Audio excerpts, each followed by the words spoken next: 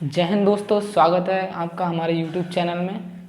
और मैं अपने बारे में बता देता हूँ। मैं सूर्य प्रताप सिंह और मैं आपको यहाँ पर मैथमेटिक्स पढ़ाऊँगा 10वीं क्लास की।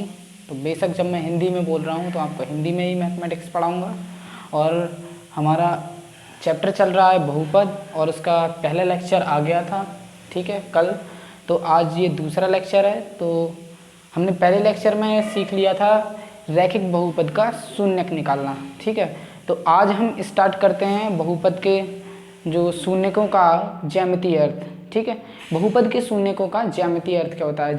ज्यामिति का मतलब होता है कि हम ग्राफ पे देखेंगे, ग्राफ पे हम पता लगाएंगे कि शून्यक कैसे देखते हैं, ठीक है। तो स्टार्ट करते हैं, ठीक है। बहुपदों के शून्यकों का ज्यामितीय अर्थ।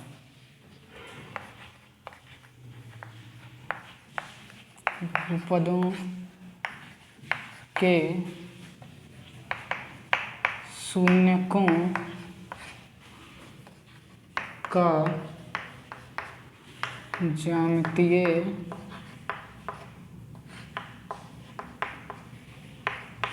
अर्थ, ठीक है। तो अब हम पढ़ते हैं बहुपदों के शून्यकों का ज्यामितीय अर्थ।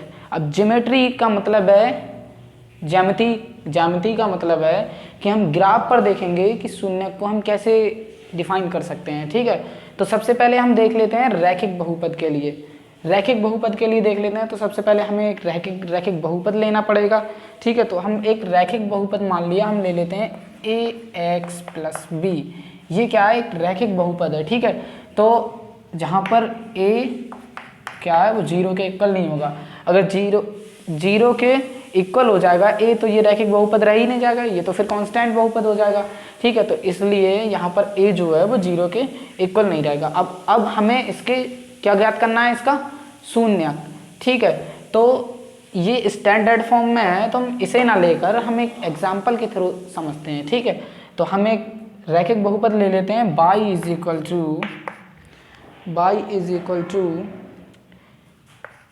3x + 4। ये हमने क्या है? रैखिक बहुपद ले लिया, ठीक है। अब हमें क्या है? इसके x की शून्य क्या होता है कि x की वो वैल्यू जिस पर y का मान क्या हो जाए? शून्य हो जाए, तो उसे हम क्या बोलते हैं? ये क्या है? शून्यक है, ठीक है। तो हम x की विभिन्न वैल्यूओं पर y का मान निकालेंगे, ठीक है। तो हम पहले एक टेबल बना लेते हैं जहाँ पर ऊपर रहेगा x, ठीक है, नीचे रहेगा y = 3x + 4, ठीक है। ये हमने क्या है? एक टेबल बना ली, ओके।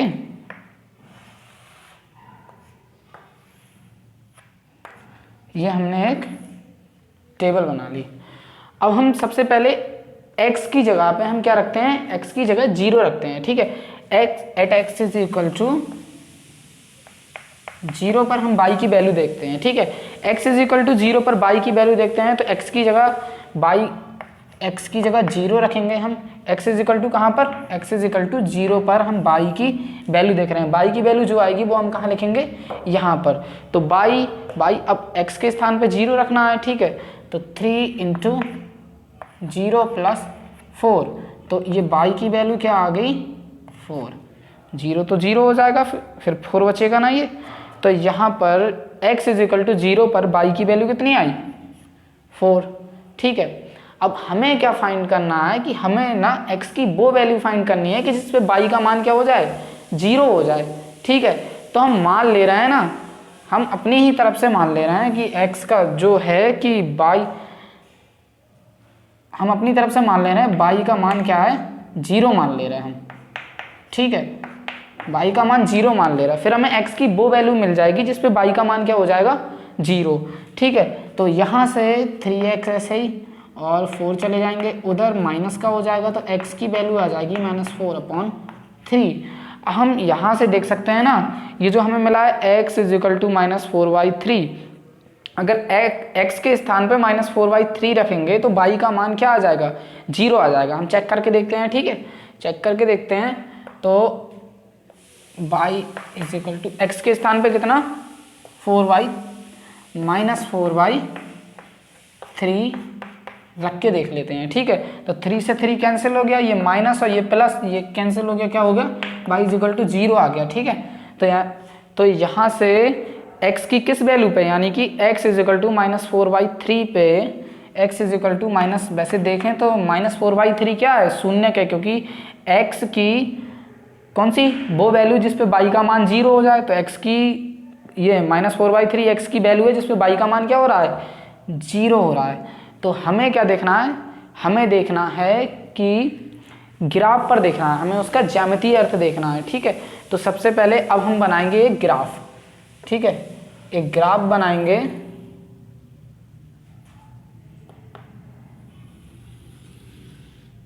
ये x एक्सिस है, ये y एक्सिस है, ये नेगेटिव डायरेक्शन है x एक्स की, और ये y एक्स की नेगेटिव डायरेक्शन है, ओके।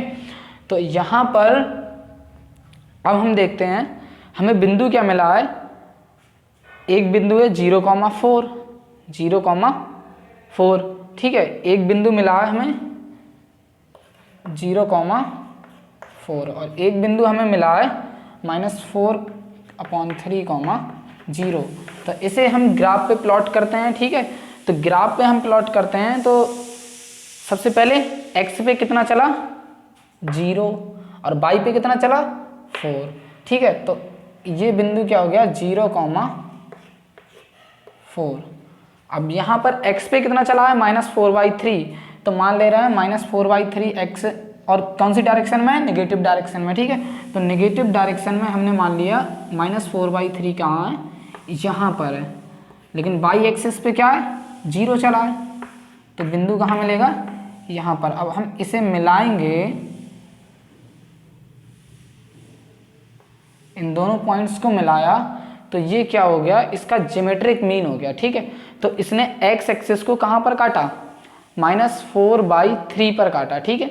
तो ये कोई भी ग्राफ x एक्सिस को जहाँ पर काटता है तो वो उसका क्या होता है, शून्यक होता है, ठीक है। अब इसने रैखिक बहुपद के ग्राफ ने इसे कहाँ पर काटा, -4/3 पर -4/3, 0 पर x एक्सिस को काट रहा है, ठीक है। तो -4/3 क्या हो गया, इसका शून्यक हो गया, ठीक है। समझ में आया ज्योमेट्रिक मीन, ठीक है। यानी कि कोई भी ग्राफ x एक्सिस को जितने बार काटेगा उसके उतने शून्यक होंगे। किसी भी बहुपद का जो ग्राफ है x एक्सिस को जितने बार काटेगा उतने उसके शून्यक होंगे, ठीक है। ये बात ध्यान रखना। चलिए अब देखते हैं, हमने स्टैंडर्ड फॉर्म के लिए देखना था ना, स्टैंडर्ड फॉर्म ax + b, ठीक है। तो इसके लिए क्या आ जाएगा,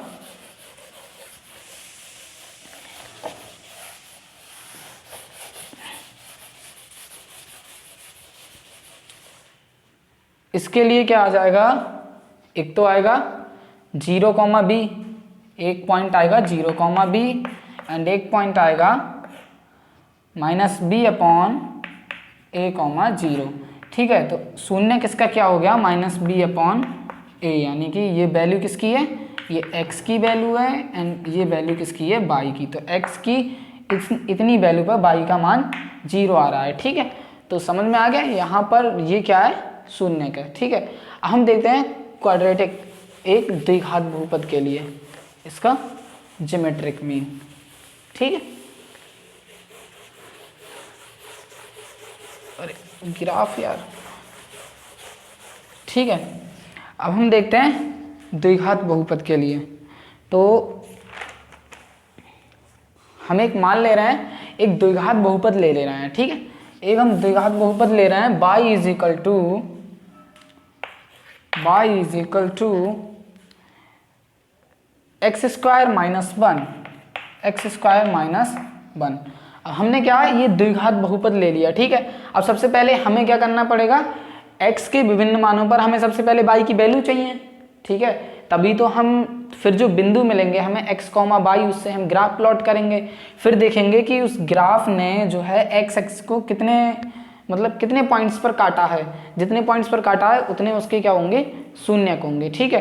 तो सबसे पहले हमारा पहला काम क्या है कि हम x के विभिन्न मानों पर y की वैल्यू फाइंड करें, जिस पर हमें 0 मिल जाएगी तो वो क्या हो जाएगा, उसका शून्यक हो जाएगा, और उसी को हम x, y पॉइंट मान लेंगे, ठीक है। तो यहाँ पर हम टेबल बनाते हैं एक्स एंड वाई में, इधर x ले रहे हैं, इधर y is equal to x square minus 1। Okay, तो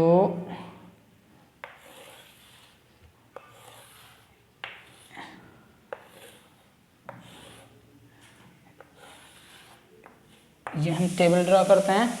अब सबसे पहले हम लेते हैं at x is equal to 0 पर, x इज इक्वल टू 0 पर, तो x के स्थान पे 0 रखेंगे तो y की वैल्यू क्या आ जाएगी, -1, ठीक है। हम x इज इक्वल टू 1 पर लेते हैं, x इज इक्वल टू 1 पर 1 का स्क्वायर कितना हो गया 1, और 1 यहाँ पर प्लस का होगा, यहाँ पर माइनस का, तो प्लस माइनस कैंसिल हो जाएंगे, ठीक है।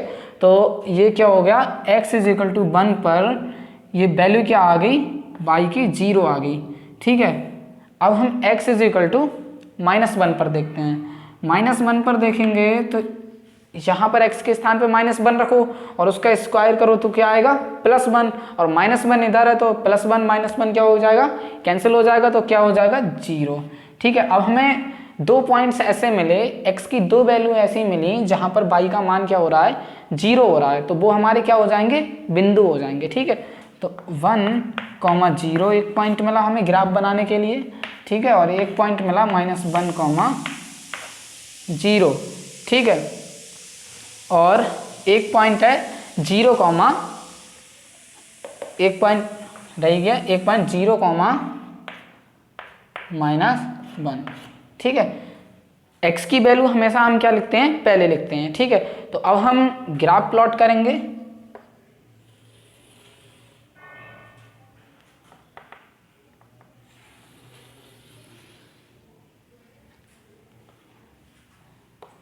ठीक है। ये क्या है, x एक्सिस, y एक्सिस, ये negative direction and this is negative direction, okay. तो सबसे पहले हमें पॉइंट क्या मिला है 0, -1, तो ठीक है 0 यानी कि x एक्सिस पे कितना चला है 0, लेकिन y की डायरेक्शन, y की कौन सी डायरेक्शन है, नेगेटिव डायरेक्शन में उसने 1 चला है, ठीक है। तो y की नेगेटिव डायरेक्शन में हमने 1 ले लिया, तो ये हो गया 0, -1 वाला पॉइंट, ये पॉइंट हो गया 0, -1, ठीक है। अब दूसरा पॉइंट है 1,0, यानी कि x पर हमने 1 चला है, बट कौन सी डायरेक्शन में, पॉजिटिव डायरेक्शन में, और y पर हमने 0 चला है, तो ठीक है x की पॉजिटिव डायरेक्शन में 1 हमने यहाँ पर चल लिया, और y पर क्या है 0, तो ये 1,0 पॉइंट हो गया, ठीक है। अब क्या है, नेक्स्ट पॉइंट है x की यानी कि नेगेटिव डायरेक्शन में हमने 1 चला है और y 0, तो नेगेटिव डायरेक्शन में 1 कहाँ आ गया, यहाँ पर, और 0, तो इधर ग्राफ बनेगा, तो इसे पॉइंट को थोड़ा इधर लिख लेते हैं, -1,0। अब हम इन तीनों बिंदुओं क्या है मिला देंगे, ठीक है। तो इसने x एक्सिस को कितने पॉइंट्स पर काटा है, x एक्सिस को इसने कितने पॉइंट पर काटा है, 2 पॉइंट पर, ठीक है, एक यहाँ पर, एक यहाँ पर, और वो पॉइंट क्या है -1,0 एंड 1,0, तो इसका मतलब क्या हुआ, -1 और 1 इसके क्या हैं, शून्य के, यही तो x की वो वैल्यू है जिसपे y का मान क्या है 0, तो ये क्या हुए, इसके शून्य हुए, ठीक है। तो हमें यहाँ से एक वो दिख रहा है, सीक्वेंस दिख रहा है कि जो बहुपद का जो ग्राफ है वो x एक्सिस को जितने भागों में, मतलब जितने पॉइंट्स पर काटेगा उतने ही उसके क्या होंगे, शून्य होंगे। जैसे रैखिक बहुपद में उसने सिर्फ एक पॉइंट पे काटा था तो उसका एक शून्य का आया, इसने 2 पॉइंट पर काटा है तो इसका कितना 2। ऐसे ही अगर हम त्रिघात बहुपद के लिए देखें, किसके लिए, त्रिघात बहुपद के लिए, तो इसके शून्य कितने हो गए, इसके शून्य 2 हैं, और 2 शून्य कौन कौन से हैं, शून्य के -1,1, ये इसके क्या है, शून्य का, ठीक है। तो अब हम देखते हैं त्रिघात बहुपद के लिए। त्रिघात बहुपद के लिए तो सबसे पहले हमें क्या करना पड़ेगा, एक त्रिघात बहुपद लेना पड़ेगा, ठीक है। तो हम एक त्रिघात बहुपद ग्राफ ऐसे ही बने रहने देंगे, ठीक है। यहाँ पर इसको मिटा ले रहे हैं जो हमने ग्राफ बनाया है,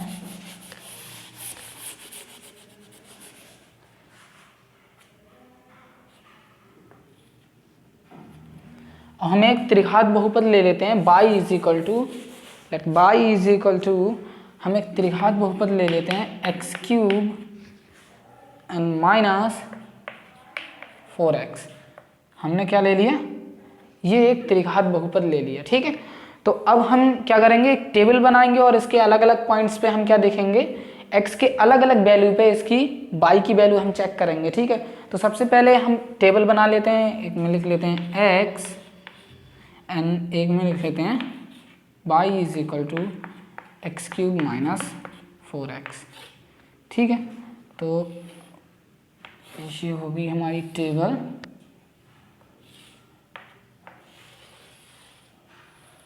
अब हमें इसमें पॉइंट्स लिखने होंगे। तो सबसे पहले हम x इज इक्वल टू 0 पर चेक करते हैं, ठीक है। x इज इक्वल टू 0 पर चेक करेंगे तो y की वैल्यू क्या आ जाएगी, 0। तो हमें एक पॉइंट तो 0,0 मिल गया, जहाँ पर जो है क्या है,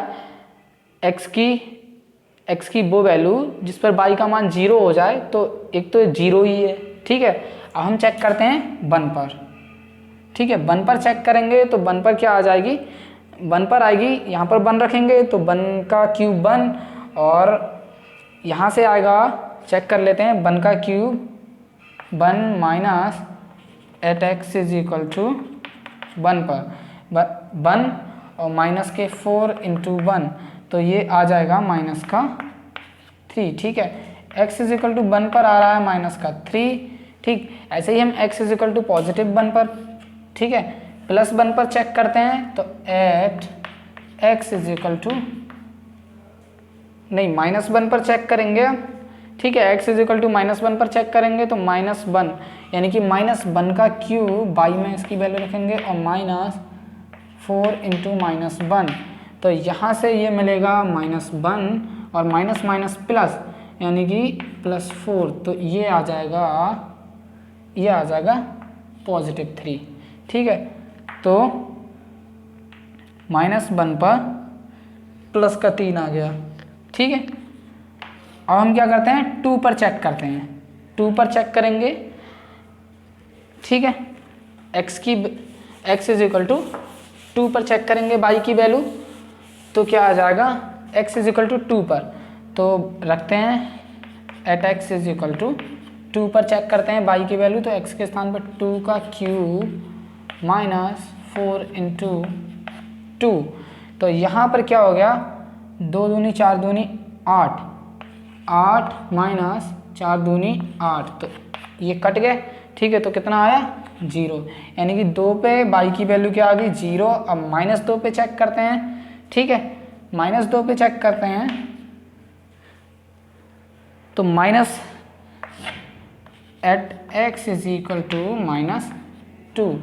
-2 पे चेक करेंगे तो 2 का क्यूब -4 इंटू -2, तो यहाँ पर 2 दूनी 4 दूनी 8, ये माइनस के 8 और माइनस माइनस प्लस 8, ये भी कट गए, तो -2 पर भी y की वैल्यू क्या मिल रही है, 0, ठीक है। तो हमें बस काफ़ी वैल्यूज़ मिल गई, काफ़ी पॉइंट्स मिल गए हमें ग्राफ प्लॉट करने के लिए, ठीक है। तो अब हम यहाँ से सारे पॉइंट्स को लिख लेते हैं। एक हमें पॉइंट मिला 0,0 जो काम का है हमारे, ठीक है। और एक हमें पॉइंट मिला है 1, -3, और एक पॉइंट मिला है -1,3। ये सारे पॉइंट्स हमें ग्राफ बनाने के लिए हैं, ठीक है। और एक हमें पॉइंट मिला है 2,0 एंड एक पॉइंट मिला है -2,0।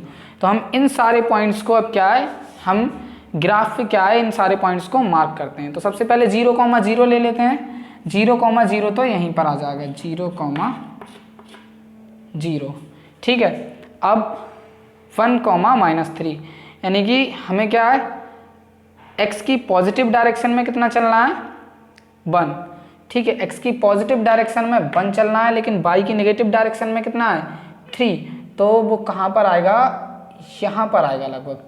ये x की पॉजिटिव डायरेक्शन में हमने 1 चल लिया और y फिर नेगेटिव डायरेक्शन में हमें 3 चलना है, तो यहाँ पर आएगा। तो इसे लिख देते हैं 1,-3। एक हमें ये पॉइंट्स मिल गया, ये क्या हो गया, 1,-3, ठीक है।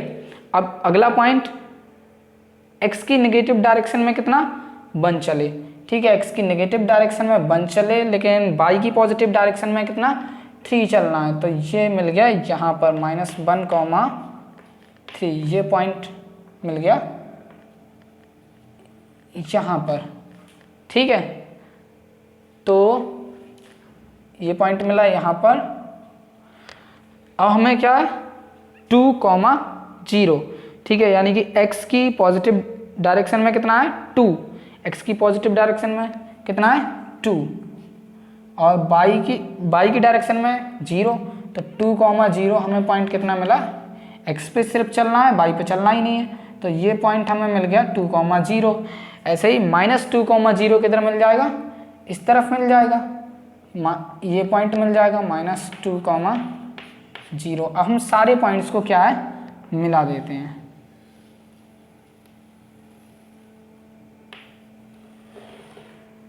ठीक है। ये बन गया त्रिघात बहुपद का ग्राफ। अब हम यहाँ से आराम से शून्यक निकाल सकते हैं, ठीक है। तो इसने ग्राफ को कितनी जगह काटा है, एक्स एक्सिस को कितनी जगह काटा है, 1 2 3, तो एक्स एक्सिस को कितनी जगह काटा है, 3 जगह, और जहाँ जहाँ काटा है वो बिंदु क्या है, वो बिंदु है, पहला है -2,0 एंड 0,0 एंड 2,0। तो इनमें x की जितनी वैल्यू है -2, 0 एंड 2, ये इसके क्या है शून्यक हैं। तो शून्यक क्या है -2, 0 एंड 2, इसके क्या है शून्यक हैं। तो हमें यहाँ से इतना पढ़ने के बाद हमें ये पता चलता है कि किसी भी बहुपद का ग्राफ जो है एक्स एक्सिस को जितनी बार काट रहा है उतने क्या है उसके शून्यक हैं, ठीक है। रैखिक बहुपद का शून्यक 1 और द्विघात बहुपद के 2 शून्यक होते हैं, त्रिघात बहुपद के 3 शून्यक होते हैं, वो हमें ग्राफ से ही पता चल रहा है। तो यही है ज्यामितीय अर्थ, बहुपद के शून्यकों का ज्यामितीय अर्थ यही है, ठीक है। तो अब हम इस पे कुछ क्वेश्चंस करते हैं और वो क्वेश्चन आप बताएंगे, ठीक है। ओह, ये रोज हो रहा है यार।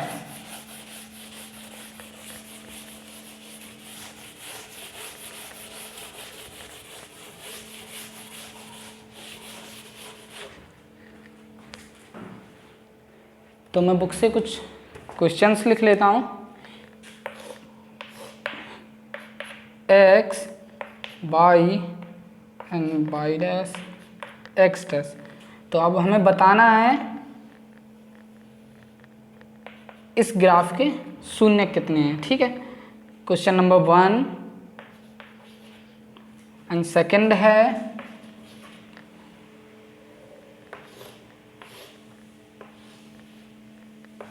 x y x dash y dash, इस ग्राफ में कितने शून्यक हैं, ठीक है।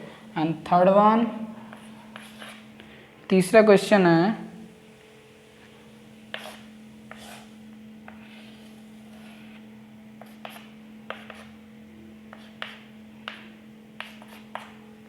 और चौथा क्वेश्चन है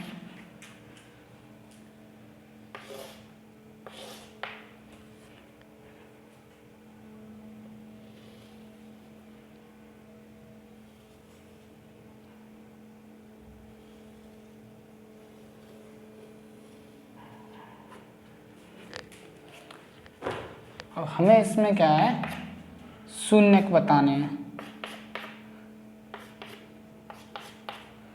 तो अब हमें बताना है इसमें कितने शून्यक हैं। अब गौर से देखेंगे ये जो ग्राफ है इसने एक्स एक्सिस को कहीं काटा है, नहीं काटा है ना एक्स एक्सिस को, तो इसका क्या कोई भी शून्यक नहीं है, यहाँ पर कोई जीरो नहीं है, ठीक है। तो इसके शून्यक कितने हैं, कोई भी नहीं है, ठीक है, यानी कि कोई नहीं है इसका शून्यक, खाली फालतू ग्राफ बना दिया है। और दूसरे में देखते हैं, इसे देखते हैं, इसने एक्स एक्स को कितनी जगह काटा है। तो एक्स एक्स कौन सा है, ये वाला, यानी कि एक पॉइंट पर काटा है। तो इसके कितने शून्यक हैं, 1। तो एक शून्यक है, तो इसका मतलब ये कौन सा बहुपद होगा, रैखिक बहुपद। ओके, तो अब यहाँ पर हम देखते हैं यहाँ पर शून्य ज्ञात करते हैं।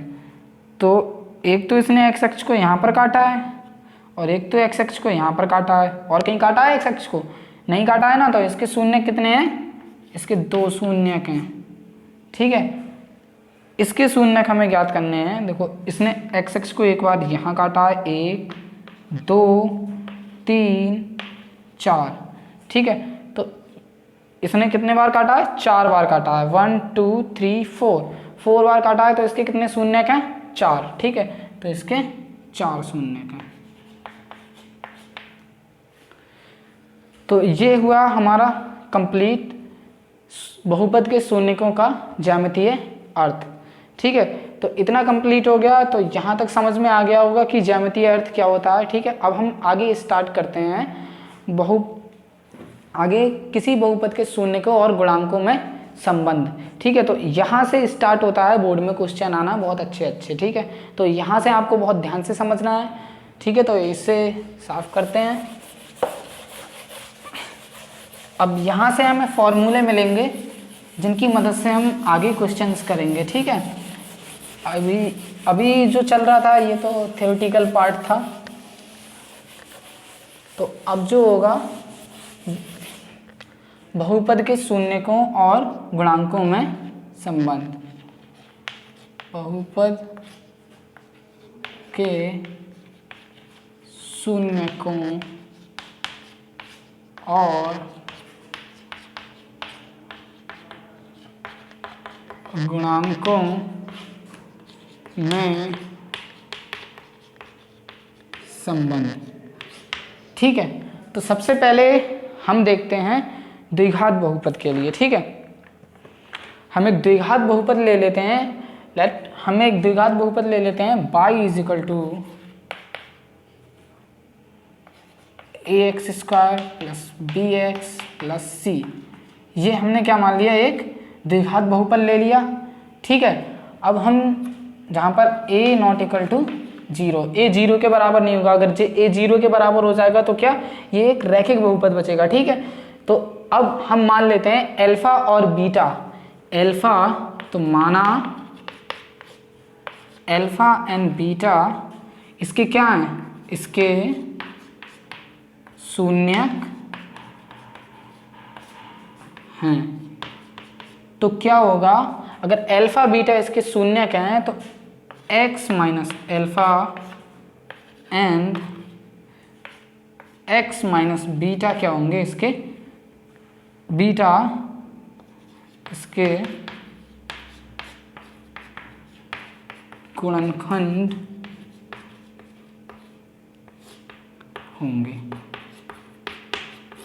ठीक है, हमने सबसे पहले क्या किया? एक द्विघात बहुपद लिया ax² + bx + c और माना अल्फा और बीटा क्या है? इसके 2 शून्यक मान लिए। अगर अल्फा और बीटा इसके शून्यक होंगे तो x - अल्फा और x - बीटा क्या होंगे? इसके गुणनखंड होंगे। ठीक है, तो अगर हम गुणनखंडों की आपस में गुणा करा दें तो वो किसके बराबर आता है? बहुपद के बराबर।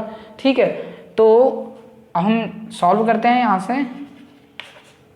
हम फॉर्मूला ड्राइव कर रहे हैं। ठीक है, बहुपद के शून्यकों और गुणांकों में संबंध के लिए। तो ये प्रोसेस है, तो आप समझिएगा। तो ax² + bx + c किसके इक्वल आ जाएगा? हम कोई अपनी तरफ से एक अचर पद कांस्टेंट ले लेते हैं k, और इन दोनों की इनकी हम क्या करा देंगे?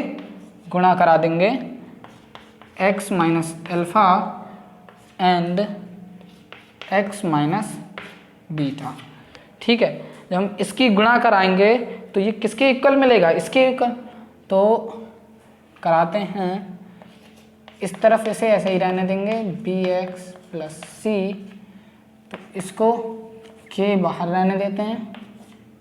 x की गुणा x से तो x², x की गुणा -बीटा से तो -x बीटा, एंड अब इसकी गुणा -अल्फा की गुणा x से तो -x अल्फा, एंड -अल्फा की गुणा -बीटा से माइनस प्लस तो प्लस अल्फा बीटा।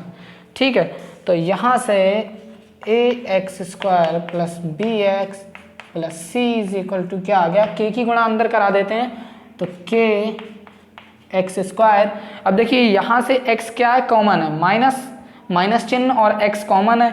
तो ठीक है, माइनस बाहर निकाल लिया, ये क्या हो गया अल्फ़ा प्लस बीटा बचा अंदर, और यहाँ पर x और साथ में किसकी k की हमने गुणा करा दी है k और प्लस k अल्फ़ा बीटा। ठीक है, अब हम क्या कर लेंगे, कंपैरिजन कर लेंगे, दोनों तरफ हम क्या कर लेंगे, तुलना कर लेंगे। ठीक है, तो ये देखिए एक्स स्क्वायर इधर है, एक्स स्क्वायर इधर है, एक्स इधर है, ठीक है, तो फिर एक्स इधर है और सी तो यही कांस्टेंट है। तो ठीक है, अब हम दोनों की कंपैरिजन करके हम वैल्यू निकालेंगे, तो तुलना करेंगे तो ए की वैल्यू आ जाएगी के। ठीक है, यहाँ से एक्स स्क्वायर तो ए किसके इक्वल आ जाएगा के।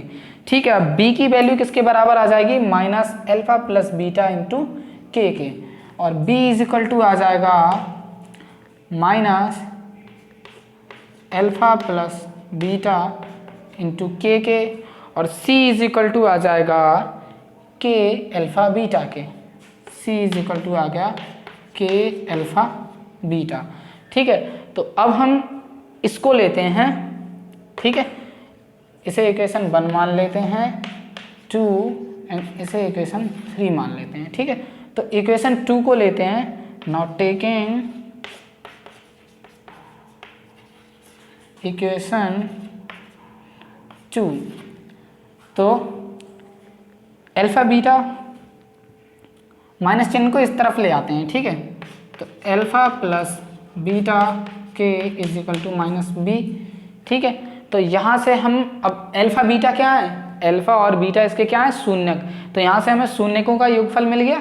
ठीक है, और b क्या है, इसका गुणांक है, b गुणांक है x का। ठीक है, तो हमें गुणांकों और किसमें, शून्यकों और गुणांकों में संबंध निकालना था, तो हमें शून्यकों और गुणांकों में संबंध मिल रहा है इस तरीके से। ठीक है, तो अल्फ़ा और बीटा को इधर ही रोक लेंगे और k को उस तरफ ले जाएंगे, तो माइनस बी अपॉन के आ जाएगा, और k की वैल्यू रख देंगे समीकरण नंबर 1 से, तो b अपॉन ए। ठीक है, तो हमें एक रिलेशन मिल गया, alpha plus beta is equal to minus B upon ए।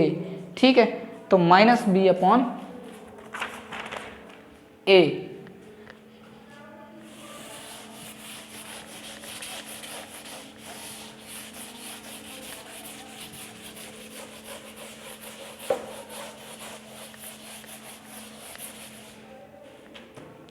हमें एक रिलेशन मिल गया माइनस बी अपॉन ए। ठीक है, तो अल्फ़ा प्लस यानी कि शून्यकों का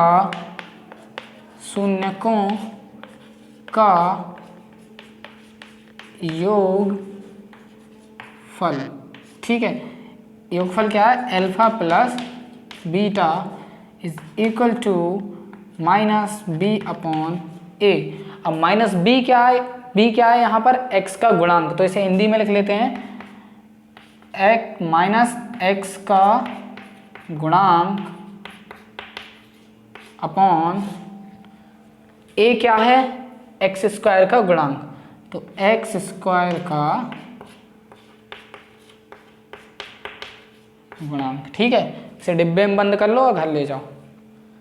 ठीक, यह है शून्यकों का योगफल और गुणांकों में संबंध। ठीक है, हम इक्वेशन नंबर 3 को लेते हैं। ठीक है, नाउ टेकिंग इक्वेशन नंबर 3।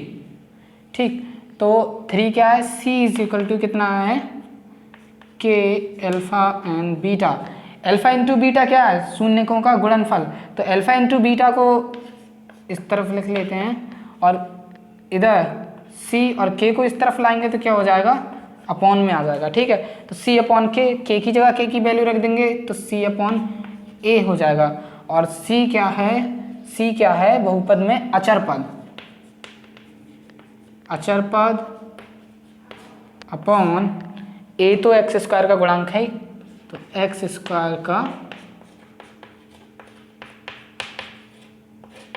गुणांक। ठीक है, तो हमें यहाँ से क्या है, 2 फॉर्मूले मिल गए, एक शून्यकों का योगफल जो है वो क्या है, माइनस एक्स का गुणांक अपॉन एक्स स्क्वायर का गुणांक। ठीक है, और शून्यकों का गुणनफल, शून्यकों का गुणनफल वो हमें क्या मिल गया, ये मिल गया। ठीक है, शून्य का गुणनफल ये है। तो यहाँ से आज हमें 2 फॉर्मूले मिल गए। ठीक है, तो आज के लिए इतना ही पढ़ते हैं और बाकी कल इसके क्वेश्चंस कराएंगे। कल ढेर सारे क्वेश्चंस प्रैक्टिस करेंगे, तब तक आप ये 2 फॉर्मूले याद रखना। ठीक है, और हाँ, अगर आपको लगता है कि आपको पढ़ने में अच्छा लगा और आपको समझ में आया तो वीडियो को लाइक कीजिए और चैनल को सब्सक्राइब कीजिए और अपने फ्रेंड्स के भी साथ शेयर करिए। ठीक है, धन्यवाद, जय हिंद।